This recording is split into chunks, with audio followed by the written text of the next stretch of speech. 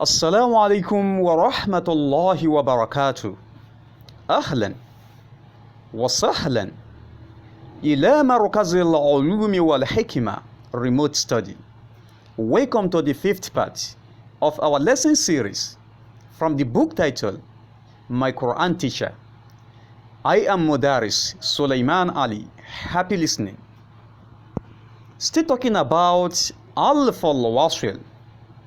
So we have talked about the first rule and the second rule of Al-Wasl. The first rule and the second rule are interwoven. They are together, which is read your Al-Wasl with Kasra if the third letter is carrying Fataha or Kasra. I repeat, the first and the second rule of Al-Wasl says you should read your Al-Wasl with Kasra if the third letter is carrying Fataha or Kasra.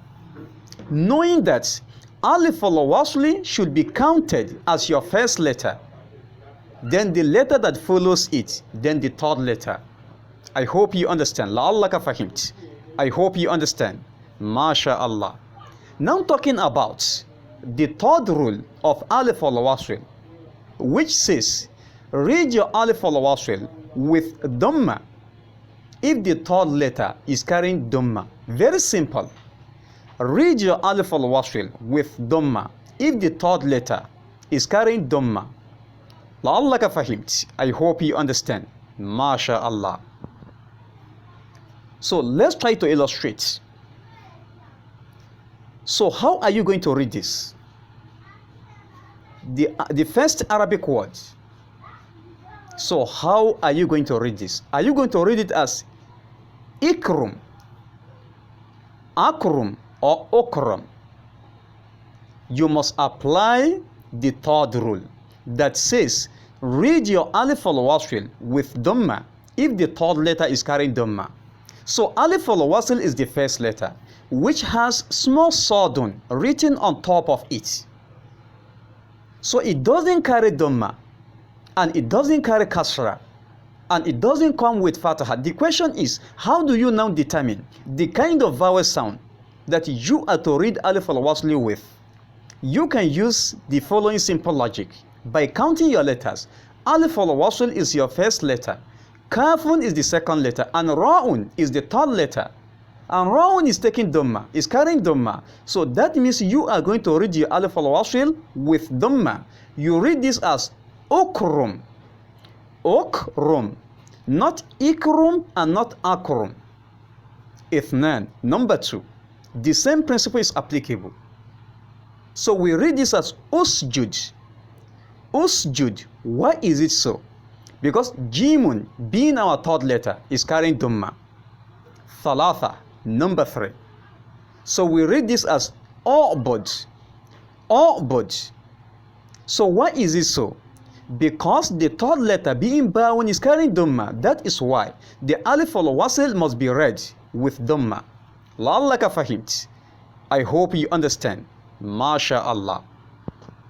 So we are going to use the following verse of Surah Taha, verse 31, as a revision exercise.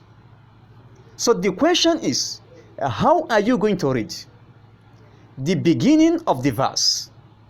Are you going to start as Ishdud, or Ashdud, or Ushdud? So which of the three options do you think is the most correct form? You apply the third rule of Al-Wasl, which says read your Al-Wasl with Dhamma.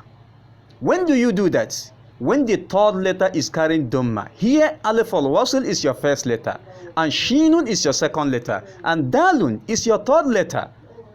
Dalun is carrying Dhamma. That means we are going to read your Al-Wasl with Dhamma. So you read your Al-Wasl with Dhamma.